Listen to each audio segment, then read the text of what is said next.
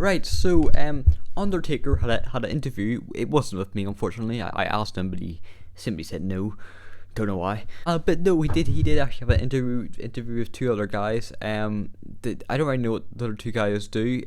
I just seen this on YouTube, so I decided let's share it with my fans. So Undertaker basically talked about his boneyard match, and there is like a full hour, if you wanted to see it, be linked down below the description. I'm gonna show a tiny bit of it now, so I'm gonna roll this match. But even I did I did a segment on the show in the empty.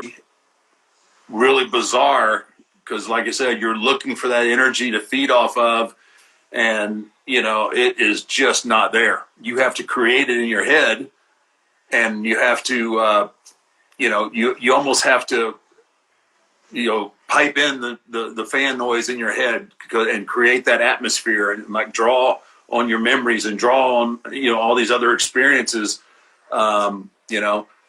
same noise level with a completely full arena. So that was a joke. Well, we didn't want to say anything there, but that whole shtick with the cult leader thing really kind of fell flat. It's whatever. Yeah, it is. Yeah, we won't go into those days. This is a tough crowd, man. Everybody's brave across the country. Your program with AJ Styles, definitely not what you guys probably wrote out, from the very beginning, but it changed into what it did. And I told you, I said, Amy and I were watching it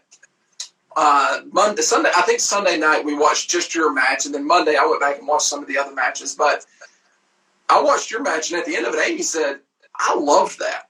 I thought that was awesome. And outside of, and unfortunately this year, I get an opportunity to potentially go to WrestleMania, and COVID-19 happens.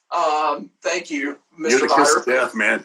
But Amy said, she goes, outside of having an opportunity to be there to see you live perform, she goes, I think that was amazing. She goes, I really enjoyed it. I was into it.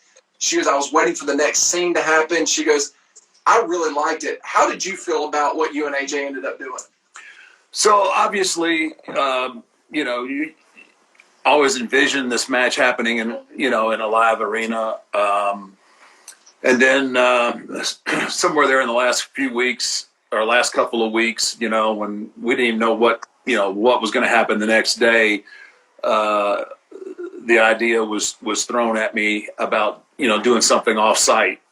And I was like, yeah, that's a much better, that's a much better option than trying to have the match that AJ and The Undertaker would have. As you can tell, Undertaker talked about the boneyard match, and he basically went on to say how happy he was that it turned out. He also basically said that it was very good. So he basically also did go on to say that they wanted, the main goal was to get people talking about the match, like what's going to happen with it, and then people talking after, and both worked absolutely fantastically. Now, this is going to be a very unpopular opinion, but I would have rather seen Undertaker and AJ Styles actually have a wrestling match, like instead of like a boneyard match, we actually seen them in the ring in a WrestleMania match. Obviously, without a crowd, I mean, kind of stupid. But I would have rather seen them actually go at it in a wrestling ring, if you get what I mean. And tell me what you think in the comments down below. I'm not the biggest fan of these cinematic matches. I think the scene in Fiend was absolutely fantastic, but maybe